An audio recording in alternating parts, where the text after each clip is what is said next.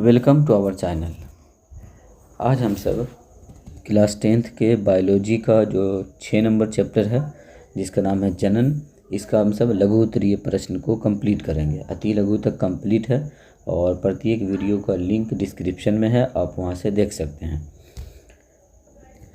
तो पहला क्वेश्चन है लघु उत्तरीय का, अलैंगिक जनन की मुख्य विशेषताएं क्या हैं। आंसर होगा अलैंगिक जनन की मुख्य विशेषताएं निम्नलिखित है। पहला, इसमें जीवों का सिर्फ एक व्यष्टि भाग लेता है। दूसरा, इसमें युग्मक भाग नहीं लेता है। तीसरा, इस प्रकार के जनन में समसूत्री कोशिकाओं का विभाजन होता है। 2 नंबर क्वेश्चन है, द्विखंडन और बहुखंडन के क्या विभेद हैं। 2 नंबर क्वेश्चन है, द्विखंडन और बहुखंडन में क्या विभेद है, मतलब दोनों में क्या अंतर है। तो आंसर है इसका इधर द्विखंडन और इधर बहुखंडन।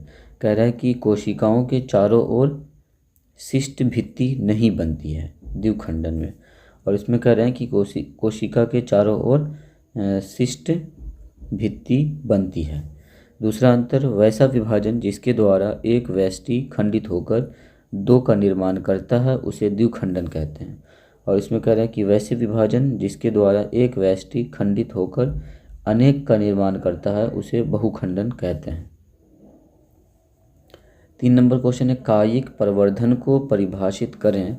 आंसर है जनन की वह प्रक्रिया जिसमें पादप शरीर का कोई कायिक या वर्धी भाग जैसे जड़, तना, पत्ती आदि विलग और परिवर्धित होकर नए पौधे का निर्माण करता है तो उसे कायिक प्रवर्धन कहते हैं।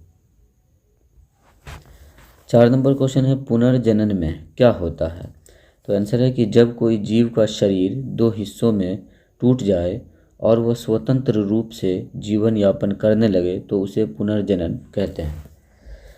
5 नंबर क्वेश्चन है, बीजाणु जनन से जीवों को क्या लाभ है। तो आंसर है बीजाणु द्वारा जनन से जीव लाभान्वित होते हैं क्योंकि बीजाणु के चारों ओर एक मोटी भित्ति होती है जो प्रतिकूल परिस्थितियों में उसकी रक्षा करता है और नम सतह के संपर्क में आने पर वह वृद्धि करने लगती है। 6 नंबर क्वेश्चन है, क्या जटिल संरचना वाले जीव पुनर्जनन द्वारा नई संतति उत्पन्न कर सकते हैं। आंसर है नहीं, क्योंकि जटिल संरचना वाले जीव के किसी भाग को काटकर नए जीव को उत्पन्न नहीं कर सकते हैं। जटिल संरचना वाले जीव केवल लैंगिक जनन द्वारा ही संतति उत्पन्न कर सकते हैं। 7 नंबर क्वेश्चन है, लैंगिक जनन की क्या महत्व है। तो आंसर है इसका कि लैंगिक जनन की महत्व निम्नलिखित है। पहला, लैंगिक जनन से जनन संतति में विविधता आती है। दूसरा, इनमें आनुवांशिक विविधता का विकास होता है। तीसरा, नए जीवों के विकास में इनकी महत्वपूर्ण भूमिका होती है। 8 नंबर क्वेश्चन है, एक पररूपी पुष्प के सहायक अंग एवं आवश्यक अंग में क्या भूमिका है। आंसर है एक पररूपी पुष्प के सहायक अंग फूल को आकर्षक बनाने के साथ आवश्यक अंगों की रक्षा भी करता है। 9 नंबर क्वेश्चन है, स्वपरागन एवं परपरागन में क्या अंतर है। आंसर है स्वपरागन एवं परपरागन में निम्नलिखित अंतर है। पहला, कह रहा है कि परपरागन उसी पौधे के फूल के वर्तिकाग्र तक परागकण जो है वो उसी पौधे के फूल के वर्तिकाग्र तक पहुँचते हैं, और इसमें कह रहा है कि परागकण दूसरे पौधे के वर्तिकाग्र तक पहुँचते हैं। दूसरा अंतर है, कह रहा है कि इसमें परागकणों के नष्ट होने की संभावना कम होती है, और कह रहा है कि इसमें परागकणों के नष्ट होने की संभावना अधिक होती है।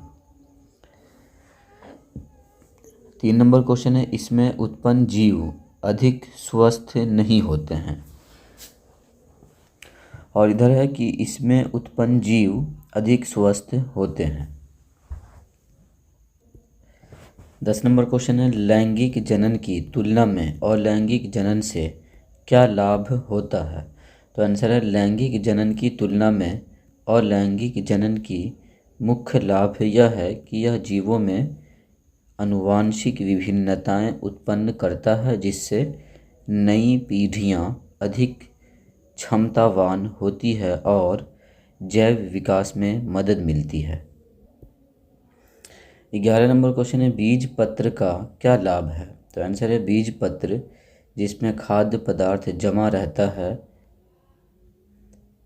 अंकुराते हुए घिरन का पोषण करता है। 12 नंबर क्वेश्चन है, पुरःस्थ ग्रंथि के कार्यों का उल्लेख करें। तो आंसर है इसका, पुरःस्थ ग्रंथियों से पुरःस्थ द्रव स्रावित होता है। पुरःस्थ द्रव शुक्राणु तथा शुक्राशय द्रव मिलकर वीर्य बनाते हैं। पुरःस्थ द्रव वीर्य के शुक्राणु को उल्लेखित करता है। 13 नंबर क्वेश्चन है, फैलोपियन नलिका की संरचना का उल्लेख करें। तो आंसर है, यह एक चौड़ी नलिकाएं हैं जो अंडाशय के ऊपरी भाग से शुरू होकर नीचे की ओर जाती है और अंत में गर्भाशय से जुड़ जाती है। प्रत्येक फैलोपियन नलिका का शीर्ष भाग एक चौड़े कीप के समान होता है, जो अंडाणु को फैलोपियन नलिका में प्रवेश करने में सहायता करते हैं। 14 नंबर क्वेश्चन है, निषेचन न हो सकने वाले परिपक्व अंडाणु का क्या होता है? तो आंसर है, एक परिपक्व अंडाणु निषेचन न हो तो यह लगभग 1 दिन ही जीवित रहता है। 15 नंबर क्वेश्चन है, जनसंख्या नियंत्रण में रासायनिक विधियों का उपयोग किस प्रकार सहायक है? तो आंसर है, रासायनिक विधियां ऐसे उपाय हैं जिनमें रसायनों का उपयोग करके गर्भधारण को रोका जा सकता है, जिससे जनसंख्या नियंत्रण में मदद मिलती है। मुख्य बिंदु दिया गया इसमें, कह रहे हैं कि गर्भ निरोधक गोलियां अंडोत्सर्जन को रोकती है। उसके बाद है कि स्पर्म नाशक क्रीम जेली शुक्राणुओं को नष्ट करती है। हार्मोनल इंजेक्शन गर्भधारण रोकते हैं। यह विधियां सरल, प्रभावी और अस्थायी होती है। परिवार नियोजन में महत्वपूर्ण भूमिका निभाती है। 16 नंबर क्वेश्चन है और ये लास्ट क्वेश्चन है, कह रहे हैं कि लैंगिक संचालित रोगों को तालिका के माध्यम से दर्शाएं। तो आप ये तालिका देख सकते हैं, इधर है रोग का नाम, इधर है कारण, फिर मुख्य लक्षण, बचाव के उपाय। जैसे कि एड्स, कारण है इसका HIV वायरस। मुख्य लक्षण, प्रतिरक्षा प्रणाली कमज़ोर और बार बार संक्रमण। बचाव के उपाय, सुरक्षित यौन संबंध, संक्रमित रक्त से बचाव। फिर है सिफिलिस, कारण है इसका जीवाणु।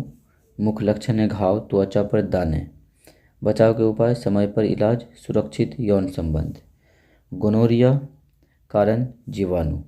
पेशाब में जलन, स्राव, मुख्य लक्षण है इसका। बचाव के उपाय, स्वच्छता, सुरक्षित यौन संबंध। उसके बाद है जननांग हर्पीज वायरस, कारण है इसका। मुख्य लक्षण है छाले एवं दर्द, और जो बचाव के उपाय है वह है सुरक्षित यौन संबंध। हेपेटाइटिस बी वायरस के कारण होता है। मुख्य लक्षण है पीलिया या थकान, और बचाव के उपाय है टीकाकरण, सुरक्षित रक्त। तो इस तरीके से हम सब लघु उत्तरीय प्रश्न को कंप्लीट कर चुके हैं। अब नेक्स्ट वीडियो में दीर्घ उत्तरीय प्रश्न को कंप्लीट करेंगे। आज के लिए इतना ही।